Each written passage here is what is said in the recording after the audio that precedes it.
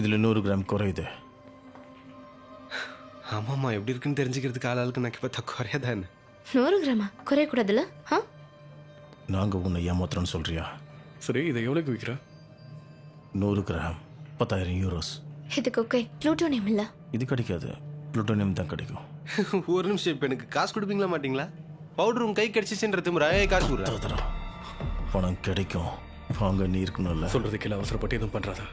ஏடிஎம்ல இருந்து நான் உனக்கு காசு எடுத்து தரேன். எனக்கும் காசு வேண்டாம். எனக்கு வேணும்.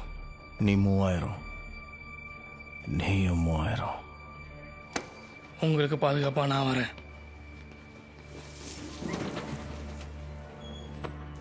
6,000 யூரோஸ் தரலன்னா இவங்களை யார் போட்டு தள்ளுறது?